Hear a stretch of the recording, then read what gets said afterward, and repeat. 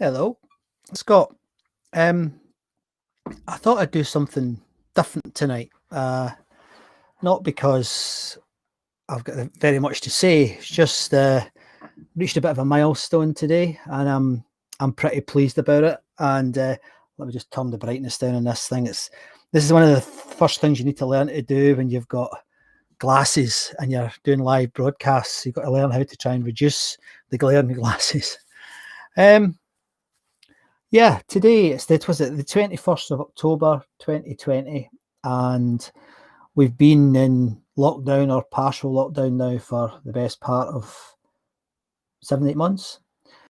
About 19 weeks ago, I saw my whole year collapse like a lot of people did. I had 23 events in the diary. 8 of them were keynote speeches. I had trips to Thailand, Australia, and other quite exotic places like Barrow and Stoa.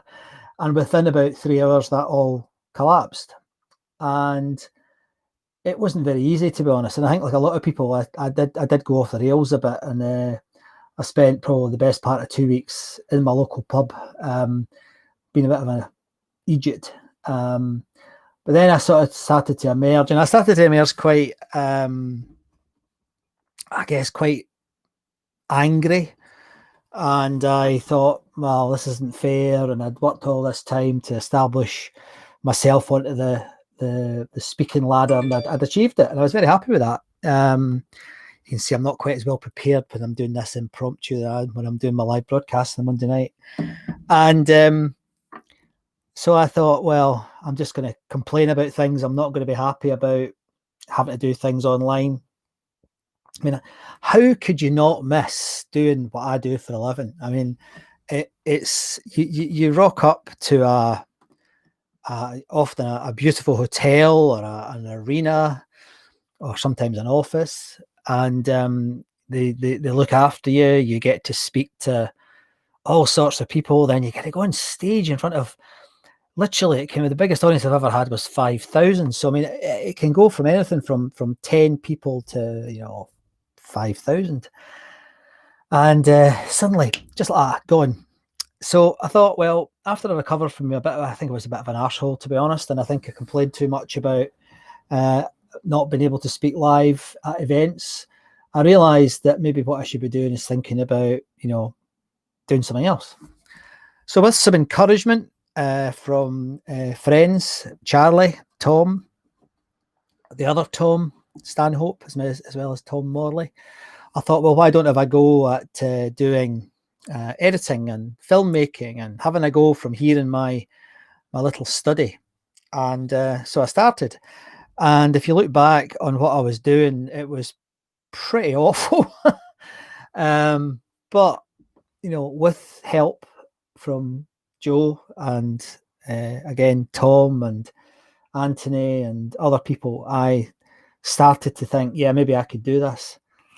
And then today I published my 50th vlog on my YouTube channel, and it was a nonsense one. I didn't make a big deal of it. Maybe I should have done, but I didn't. And but I did it, and it felt pretty good. I think if you look at it compared to where I started, there used to be a little bed here next to me, and I was using, some of you will know, I use a presentation thing called Prezi, and I was using Prezi, and Prezi is okay, nothing wrong with Prezi, but when you use it for presenting, I think it's a bit naff. I don't think it looks very good when you're doing it online.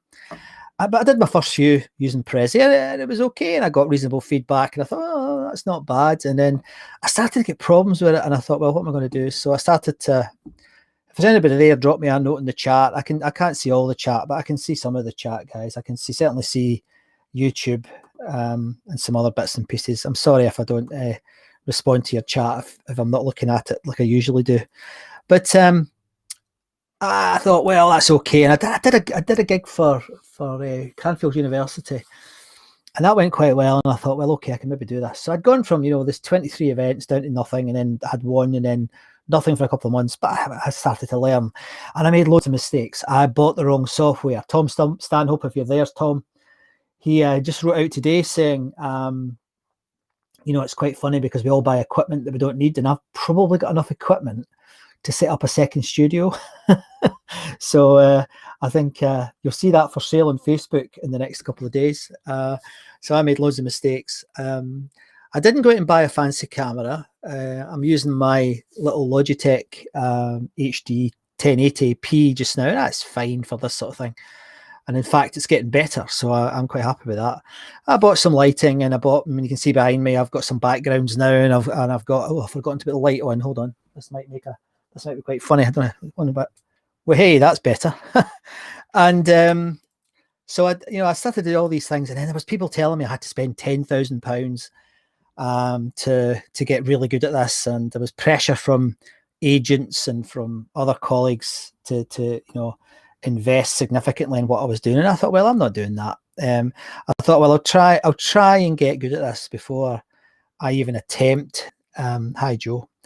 To do it. So I did, and it seems to be going okay now. I mean, YouTube, my goodness, I've only got a couple of hundred followers on YouTube. If I had a couple of 100,000, I'd be offering courses on how to set up a YouTube channel, because it is one hell of a job, guys. If you've never done it or you're thinking about it, there ain't a book. There isn't even a YouTube channel that can help you set it up, because there's so many things. I mean, I reckon I spent 3 months just working on my YouTube channel, and even now I think it's got things I've got to do. I've got a lot to do on there. I'm still not gathering as many subscribers as I would like. I think that's more down to clarity in terms of my messaging, but I'm getting better at that. But it's really tough. YouTube don't make it easy for you. On the other channels, LinkedIn's had this renaissance in the last few weeks, and just this week they've started YouTube stories. Not YouTube, so that sums it up. I'm getting all confused. LinkedIn stories. I'm not sure about that, but I have to say, in the last 2 days, I've had 90% of people who have looked at my stories are not people I'm used to communicating with. They're either ghosts, people who don't, communicate very regular on these platforms, or the people I don't know. So you never know. I might be wrong. It wouldn't be the first time. It wouldn't be the last time. Then the other platforms, Facebook, I'm still unsure about. I mean, my friend Tom, he does very well on Facebook, so I'm thinking about starting something on Facebook, maybe about streaming actually. So that's a possibility. Then the other one's Twitch, which is a gaming platform. I've done now 7 live events and about 20 scheduled events. I think I've had 3 views on Twitch. So the gaming population have not quite caught on to Scott Speaks yet. But I tell you, the surprising one, there's been Periscope, which is in effect Twitter. That's done really well. I'm really pleased. So thank you, Periscope on Twitter. I really do appreciate the fact that you seem to be pushing people towards what I'm doing. So that's terrific. And the whole idea of talking about, sorry, I'm just flicking through these just in case I've missed anything, because it wouldn't be the first time I've done it. I haven't even checked if the mic's working. So that's how prepared I was for this. But anyway, the whole point of coming on was really to say thank you to people, to reflect a wee bit on what's happened. And that's been amazing. I find it now, I am missing the live thing. I really am missing it. And I was speaking to one of my speaking colleagues, Jeff Ram, last week, and he was saying, keep going. It will come back. It's coming back. And he'd just done a gig in Vilnius. So he was, here's something else I've never done on live. Cheers. It's cheap Aldi Chardonnay. So you can tell, being a director of a limited company, this is what you're reduced to. It's not bad. And so it's been a blast. I've got big plans. I'm thinking about a couple of summits in collaboration with you know who you are, but we are thinking about a couple of summits. Some of you might not know this, but my friend Andy and I'll tell you about Andy in a minute. Andy, if you're watching, hi mate. We were running a very successful website for the best part of 15 years. It's a music website about the Glasgow Apollo, which was a venue in Glasgow that closed when we were boys. but it left a huge impression on us. And we've got 8,000 people in our Facebook group. So we thought, do you know what? Maybe we should be doing a live broadcast into that group. So we might just do a cheeky wee live broadcast, a music broadcast, which I never thought we would do, but I think we could do a good job of that, Andy. So that would be cool. And that was one of the other things I wanted to say was Andy's gone back to Australia tomorrow. He's been stuck here for 12 months. Mate, I love you. See you soon, hopefully.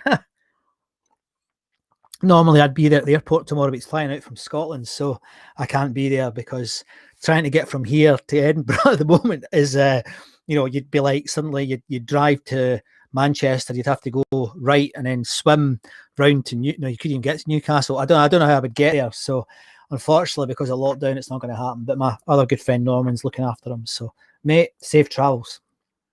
I will miss you. Although I speak to you every day anyway, even when you're in Australia, so it doesn't really make a lot of difference. So apart from that, that's about it really. I don't have much else to say. It's quite nice if you're sitting there watching, so that's great. I do appreciate it. And I have absolutely been blown away by the response to my YouTube channel, the encouragement, the feedback. Not all of it's been good, but the feedback's been helpful. I don't think I'll ever sound like one of these classic Dante DM type YouTubers, because it's just not me. I see a lot of the speaking community going on to YouTube. Well, I don't actually see very few of the speaking community going on to YouTube. Speaking community, what are you doing? But those that are on there's a lot of them are clowns. And I don't say that in a derogatory sense. These are people who have got huge senses of humour, huge amounts of chutzpah, and can make a fool of themselves. I make a fool of myself, but normally by mistake. These are people who are, genuine comics, and they're doing very well. The market doesn't seem to be quite as exciting for semi-serious Scottish idiots talking about storytelling and the future of work. But nevertheless, it's good to see some of us are on there trying to make a difference and trying to help people's lives. And that's really, I think that is about it. I just wanted to say cheers and thank you. And for those of you who have gone on to Patreon, I'll put the thing up I don't know if you know what Patreon is. Patreon's a site where you can go on and help creatives, buy them a cup of coffee every month, buy them a beer every month, and it just helps. And I think that the work I'm doing, this might sound a bit wanky, but I actually think that stories are one of the ways that we can understand each other better. They provide insight into other lives, other opinions, etc. And I mean, sometimes people go too far and there's not much you can do about it. You can't ever understand them. But for the majority of people, the vast, vast, vast majority of people, stories create that thing called empathy. And I think right now we need a lot more empathy. And I would like to see, and of course I would say this because it's what I do. So don't have a go at me for it. It's just, I do genuinely believe it, that if we are going to emerge from this COVID garbage, I think we are going to have to be better at telling stories. I sat the other day and I posted this on the socials, and some people thought it was quite interesting. And I sat with a cup of coffee and some porridge with salt, and in Stratford upon Avon. Imagine what that does to their brains. And I thought, right, let's have a think about my life again. So I went right back, and I didn't go right to my childhood. I went to my first job, and I started to think about, what could I draw out? What stories could I pull out of there that would help people understand me and the jobs I've done and the opinions that I have and the problems that I've got and the way I behave sometimes? What would really help? So I did that, and it's quite a cathartic experience. I think I've got, on last count, my phone's not handy, I think I've got over 300 stories now that I can draw upon to talk about, whether it's in my future keynotes or on my live broadcasts or on the YouTube channel, or just when I'm wittering on YouTube, Facebook or LinkedIn or Twitch. If I ever want to be on my own, I go on Twitch. But anyway, so if you do that, I think it's powerful, and I would recommend it to you. It's cathartic. And I sat this morning, and look, I've done it again. I've got a whole load here. I've started it again, and there's loads of them. There's you write them down, and you think, my God, I've forgotten that. So I think that's quite powerful. So have a go at it. Have a go at your own stories. Have a go at doing some archaeology of your own life. It does make you feel better. It's quite peculiar.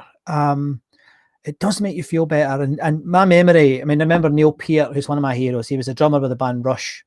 and an absolute genius musically as well as intellectually. And he said, you know, at the end of the day, if I don't write down what I've done during the day, it's gone, because I'm lucky if I can remember 2 or 3 things that have happened in a day.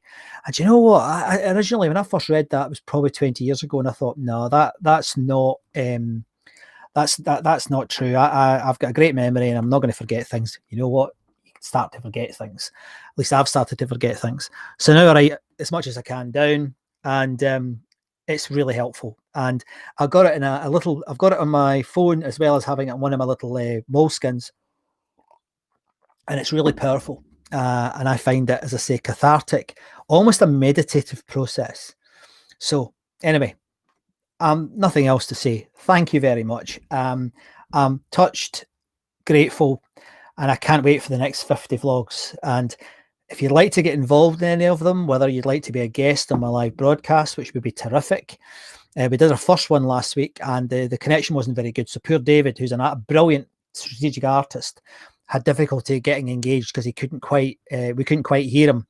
But that's another learning process. Like, you know, this thing, didn't have one of them 6 months ago, you know, didn't know how they work, didn't understand the quality differences. And thanks to OJ and others who have helped me, QJ, sorry, who helped me with that. But so anyway, if you want to get involved, if you have any ideas, any you'd like me to think about, even just to do a vlog on, I'd be delighted to try. Can't promise I'll do a good job, but I'll have a think about it. What am I going to do tonight? Well, I'm going to take it easy. I'm probably going to talk to Andy because he goes tomorrow early, well, 8:10. And he's got a 32-hour flight. Can you believe that?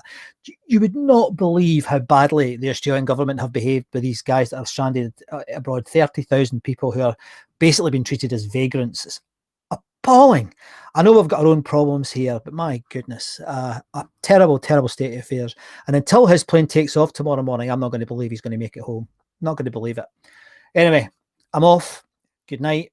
Thanks ever so much. There's no fancy finish or anything tonight. It's just me. I might do this again. I've never done it before. I might just do I remember one of the guys from Capgemini used to say to me, he loved me when I used to have a blog.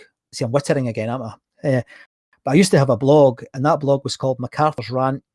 And every Friday night, usually after listening to Tom Russell, who's a Scottish DJ, rock DJ, I would have a rant, and I would call it my Bowmore moment. And that was where I got a bottle of whiskey, usually Bowmore or another lovely peaty, you know, these single malts with that essence of, oh, brilliant. And I just witter. So I might start doing that live on camera rather than doing it on a blog. I've stopped blogging now a long time ago, despite doing it for 10 years. But I might start doing it again. You tell me what you think. Anyway, thank you. And I will speak to you all, hopefully, for coffee and lunch and learn on Friday, or mainland Europe. If you're in Australia, I'm broadcasting early on a Monday morning now, at breakfast time on a Monday morning. That's streamed, pre-recorded work, because I can't get out of bed at 4 o'clock in the morning. Sorry, at 10 or 2 o'clock in the morning. Can't do it. Not possible. But I'm doing my best to get something out there. So anyway, see ya. Good night, and keep in touch. And again, let me know if there's anything you would like me to talk about or think about. And if you want to be a guest on my show, I'd love to have you as a guest on my show.